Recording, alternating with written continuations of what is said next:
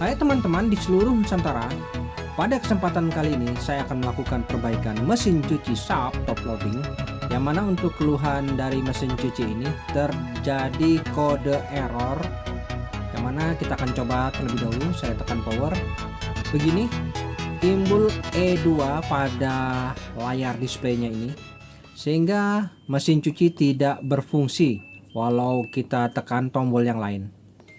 Oke, saya coba matikan dan saya coba hidupkan lagi. Selalu timbul E2 ya. Jadi seperti ini keluhannya. Dan kita akan coba cek apa kerusakan dari mesin cuci. Di sini masih terdapat sisa air ya yang harus kita kuras. Baik, untuk modelnya yaitu ESG865PG.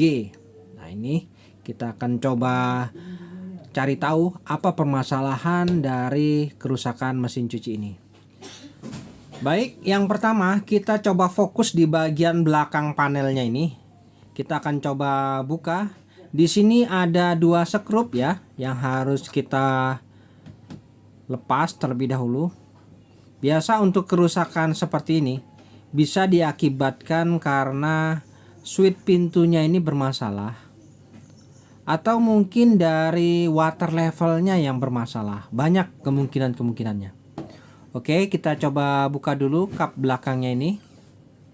Di sini tinggal kita angkat ke atas. Baik, sekarang kita coba fokus dulu di bagian water level, yang mana di sebelah kanan kita bisa lihat ini adalah water level sensor. Biasa untuk kerusakan seperti itu terjadi korosi di bagian soketnya ini. Baik, kita cabut dulu sumbernya supaya kita lebih leluasa dalam hal proses perbaikan. Nah, ini sudah saya cabut ya. Jadi di sini sudah tidak ada lagi setrumnya. Nah, kita akan coba cek di bagian soketnya ini. Nah, biasa perhatikan di sini memang terlihat ada seperti jamur. Nah, ini wajib kita bersihkan. Oke, kita bersihkan dulu dengan karter. Jadi langkah pertama kita cek terlebih dahulu di bagian water level sensornya ini. Terutama di bagian soketnya ini harus kita bersihkan. Biasa memang sering terjadi jamur atau seperti korosi di situ. Kita coba bersihkan. Moga saja dengan cara ini bisa teratasi. Oke, kita coba lepas dulu selangnya di bagian bawah ini. Nah, di sini kita coba perhatikan di bagian soket di bagian bawahnya. Coba kita bersihkan juga ya. Jadi pastikan benar-benar bersih. Nah, ini kita coba bersihkan.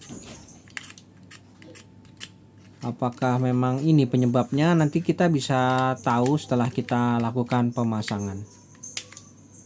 Oke, saya rasa sudah cukup untuk proses pengerikan pada soketnya ini. Selanjutnya kita coba pasangkan kembali soketnya ini. Dan posisi soketnya harus erat. Baik, kemudian di sini ada selang yang menuju ke tabung. Kita coba pasangkan kembali.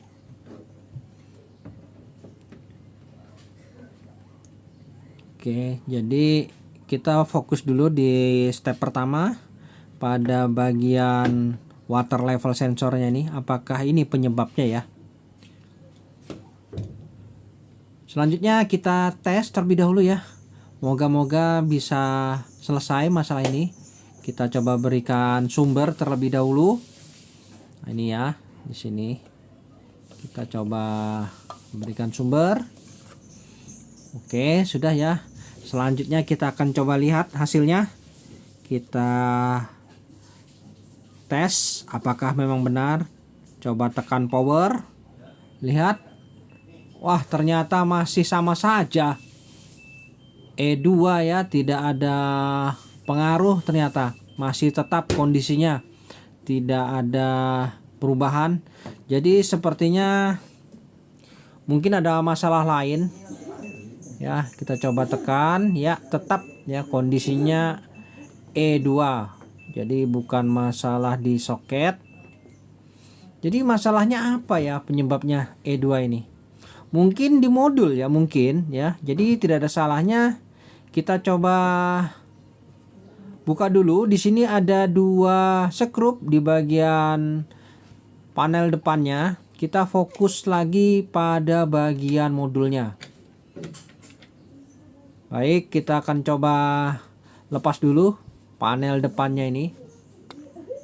Jadi untuk melakukan pembongkaran panel depan, di sini ada skrup yang harus kita lepas terlebih dahulu. Sepertinya masalahnya ini berada di bagian panelnya. Oke, selanjutnya tinggal kita angkat ke atas dan di sini nampak jelas sudah ya. Untuk modulnya cukup sederhana seperti ini. Dan kita akan coba pastikan lagi apakah permasalahannya ini di modul atau di water level sensornya atau mungkin yang lain.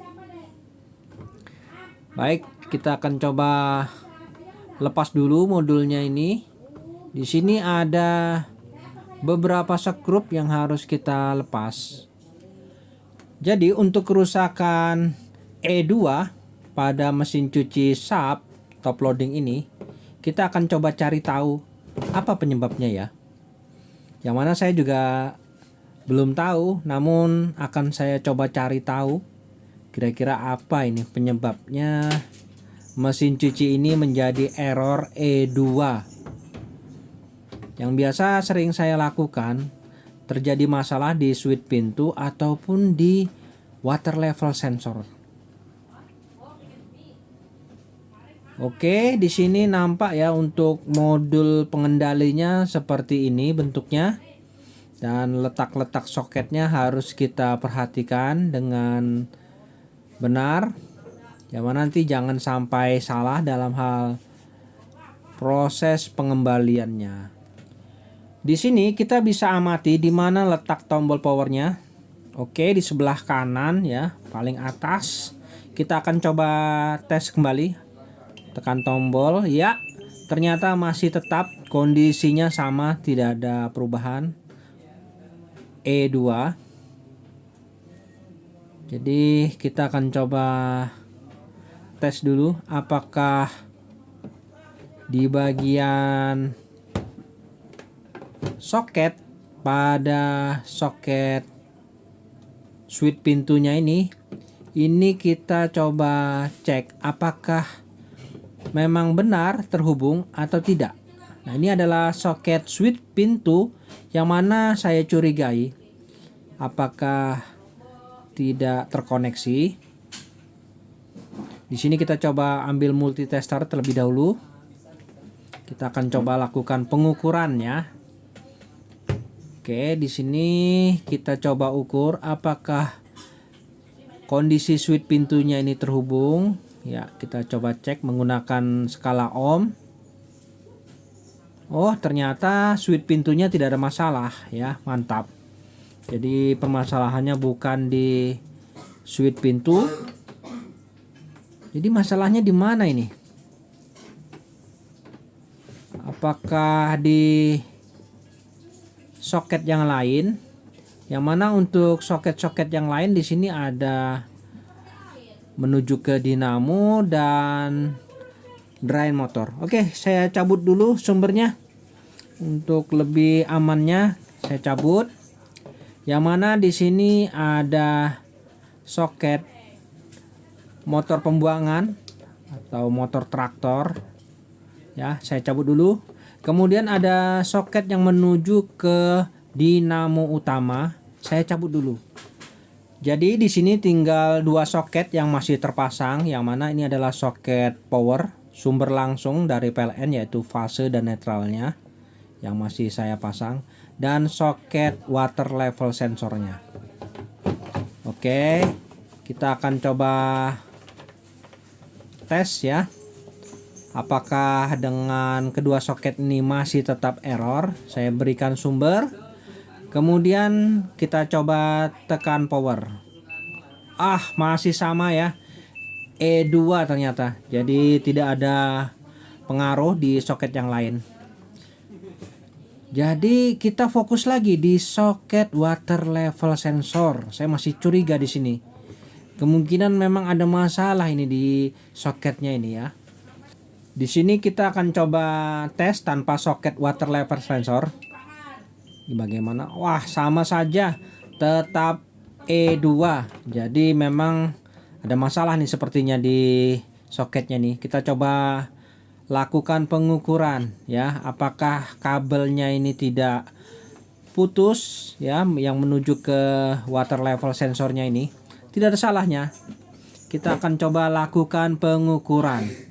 Di sini saya coba ukur untuk ketiga kabelnya nih. Ya, ini terhubung untuk kabel yang pertama. Kemudian untuk kabel yang kedua kita coba ukur juga. Kadang bisa juga kabelnya ini ada yang putus di bagian dalam. Oke, kabel kedua terhubung, tidak ada masalah. Kemudian kita coba tes lagi kabel yang terakhir, yang ketiga. Ya, tetap terhubung ya. Jadi tidak ada masalah juga ternyata di pengkabelan. Jadi vonis terakhir ini antara water level sensor dan modulnya ini yang bermasalah. Yang mana kira-kira ya? Di sini kita bingung ini memutuskan. Oke, saya cabut dulu deh sumbernya. Jadi di sini apakah modulnya atau water level sensornya ini yang bermasalah ini ya? Jadi yang pasti di sini kita coba hafalkan dulu letak soketnya ini. Untuk kabel berwarna merah muda di sebelah kanan ya. Kemudian kita amati yang menuju ke water level sensornya ini. Ya, pastikan nanti di sini water level sensornya yang berwarna merah muda ke sebelah kiri. Oke, kita sudah hafal ya. Jadi kita akan coba lakukan perbaikan di bagian modulnya ini. Sepertinya masalahnya memang di modul ini. Oke, kita akan coba lakukan pengecekan di luar saja. Di sini water level sensornya kita lepas dulu. Karena untuk modulnya ini tidak akan bisa aktif apabila water level sensornya tidak terpasang. Oke, kita akan coba tes di luar dulu ya.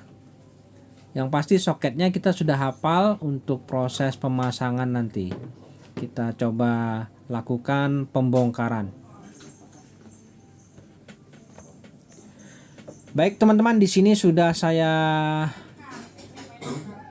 lepas modulnya dan di sini kita bisa amati yang mana untuk modulnya ini di sini ada dua skrup di bagian atasnya ini. Kita harus lepas dulu ya untuk bautnya ini. Di sini bautnya bisa kita lepas dulu supaya kita bisa melakukan pembedahan pada bagian modulnya ini. Karena untuk modulnya ini memang harus dilakukan pembedahan untuk melakukan proses perbaikan. Di sini kita gerinda nantinya ya. Jadi saya akan coba lakukan penggerindaan di bagian bawah modulnya ini. Dan untuk proses penggerindaan pada modulnya ini kita lakukan secara hati-hati. Jadi kita gerinda bagian sisinya saja, pinggirnya ini terlebih dahulu ya. Jangan terlalu dalam karena bisa mengena di bagian sirkuitnya. Oke, setelah bagian pinggirnya di sini bisa kita gerinda juga di bagian pinggir kanan dan kirinya ini. Nah, ini proses pengerindaannya kita lakukan secara hati-hati ya, tidak perlu terburu-buru. Oke, jadi lakukan proses penggerindaannya ini secara hati-hati saja.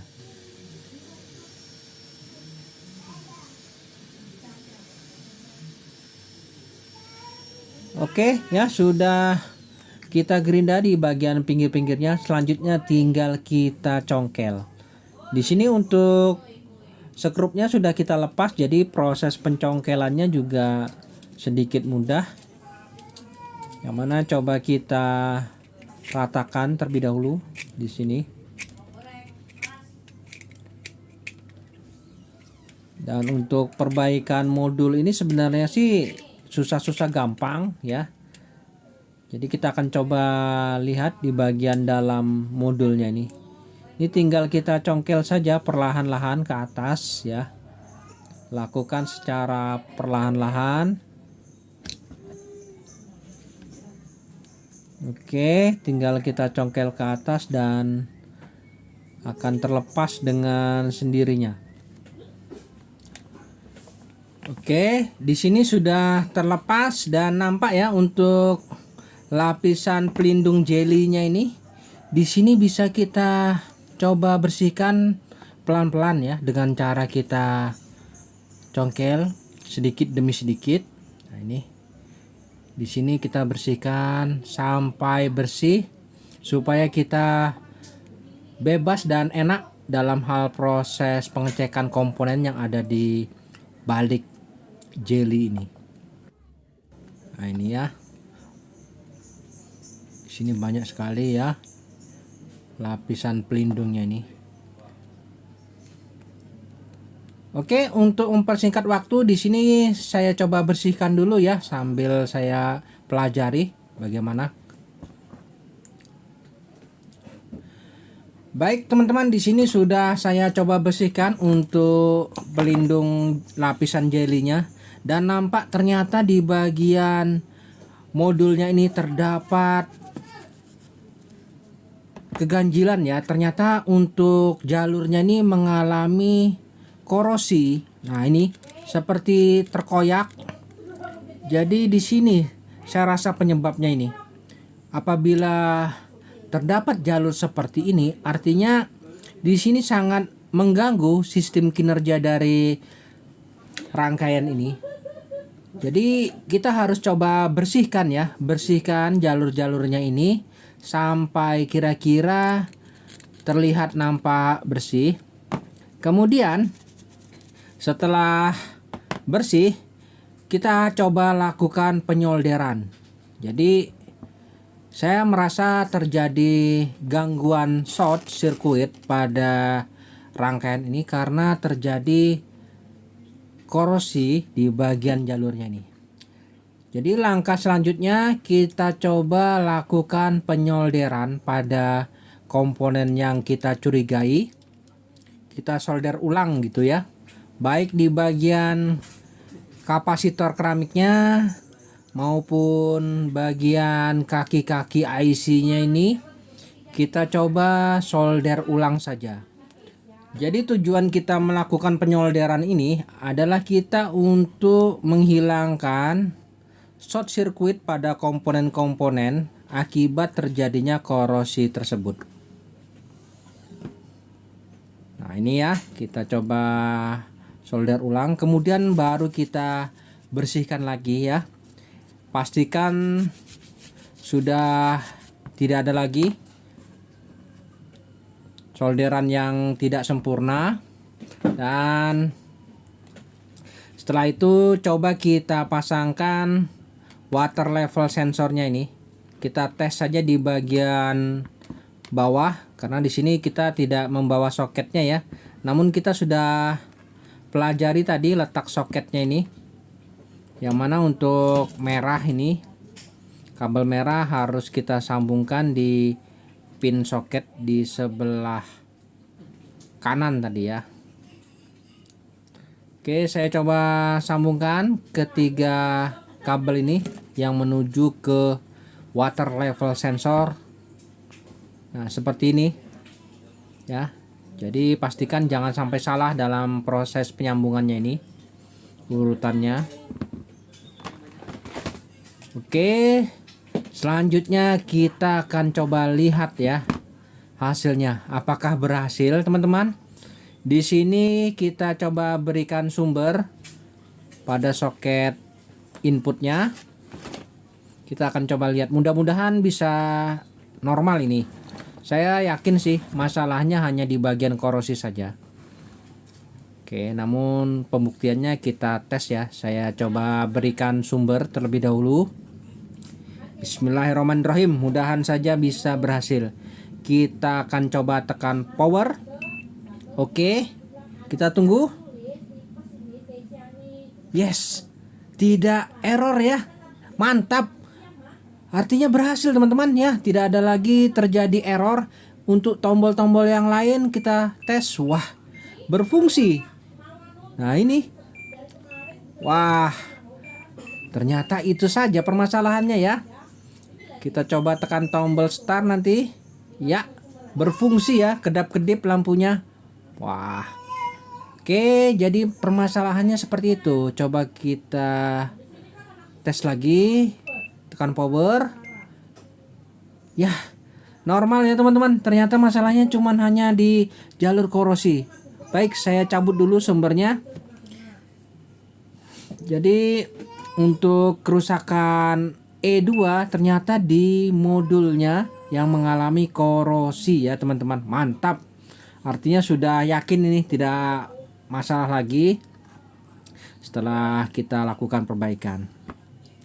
Baik, jadi untuk kerusakannya ternyata terjadi korosi di jalurnya ini ya. Jadi teman-teman pastikan jalurnya kita bersihkan, lalu kita lakukan penyolderan ulang. Jadi kerusakannya ternyata di bagian water level sensor di soketnya itu. Untuk bagian power supply di sebelah sini tidak ada masalah ya. Karena di sini nampak sekali jalurnya sangat rusak. Oke, di sini sudah tidak error lagi ya. Dan saya rasa sudah normal ini. Jadi kita akan coba lakukan pemasangan saja di unit ini. Baik, untuk kabelnya kita lepas saja semuanya ya. Pastikan semua kabel setrum sudah kita lepas, dan di sini untuk penjamperannya kita juga lepas. Oke, selanjutnya untuk penutupnya langsung saja kita pasang lagi pada posisinya, dan jangan lupa kita sekrup kembali ya. Setelah kita sekrup, di sini bisa kita lakukan penutupan. Nah, ini bebas ya. Kita bisa melakukan penutupan di bagian bawahnya ini dengan lakban atau jenis isolasi. Di sini saya kebetulan hanya memiliki aluminium foil, jadi saya tutup menggunakan aluminium foil saja. Baik teman-teman, di sini sudah siap di unit, modul serta water level sensornya siap kita pasang. Kita akan coba tes di sini di kondisi unit. Untuk pemasangan soketnya perhatikan jangan sampai ada yang keliru. Di sini untuk soket-soketnya nampak untuk warna putih ya. Ada warna merah dan warna biru. Kemudian setelah itu kita pasang kembali pada posisi kap panel depannya ini. Dan itu selanjutnya kita sekrup kembali.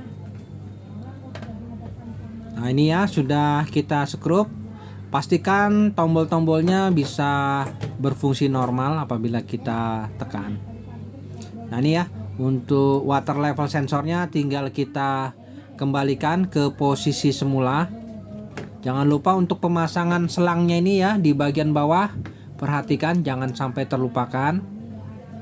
Nah ini ya, untuk soketnya sudah terpasang, selangnya sudah terpasang, tinggal kita tutup saja. Di sini saya coba langsung saja lakukan penutupan karena saya merasa yakin Untuk perbaikan mesin cuci ini sudah pasti normal. Jadi tinggal kita lakukan penyekrupan. Oke, di sini masih ada ya sisa genangan air. Kita akan coba kuras nanti dengan melakukan proses pengeringan. Untuk panel depan, jangan lupa kita sekrup kembali.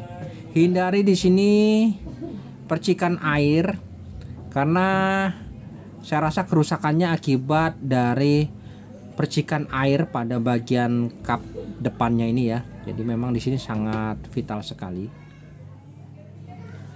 Oke, selanjutnya kita akan coba lakukan pengetesan. Bagaimana ya hasilnya? Di sini kita coba berikan sumber terlebih dahulu. Ya, kita akan coba tes ya. Bagaimana hasilnya ini? Moga-moga tidak ada masalah ya, teman-teman. Saya tekan tombol power. Ya, di sini sudah tidak ada lagi ya nampak kode error E2. Lalu kita coba pilih program. Di sini ada pembilasan, pengeringan. Kita coba pilih pengeringan ya. Ini tulisannya yaitu peras berkedip-kedip ya posisinya. Selanjutnya kita tekan tombol start. Oke, proses pemerasan berlangsung. Pastikan untuk pembuangannya lancar ya. Untuk pembuangan airnya mantap ya. Jadi untuk pengurasan airnya sudah berjalan normal. Tinggal kita melihat hasilnya apakah proses pengeringan berlangsung. Ya, di sini untuk tabungnya terlihat berputar. Artinya proses pengeringannya juga sudah normal. Ya, oke. Jadi tabung pengeringnya sudah berputar ini. Kita bisa lihat kalau kita buka tutupnya ini ya berputar. Ya, sudah normal ya untuk proses pengeringannya. Oke, saya coba tes lagi untuk proses pencucian, yang mana kita pasangkan dulu untuk selang inletnya ini ke posisi solenoid valve-nya ini ya. Kita pasangkan dulu. Oke, sudah terpasang. Di sini sudah terpasang ya selang inletnya. Kemudian coba kita buka dulu kerannya ini. Yang mana nanti kita tekan tombol power. Kemudian di sini untuk mempersingkat waktu kita pilih water levelnya di posisi minimal saja.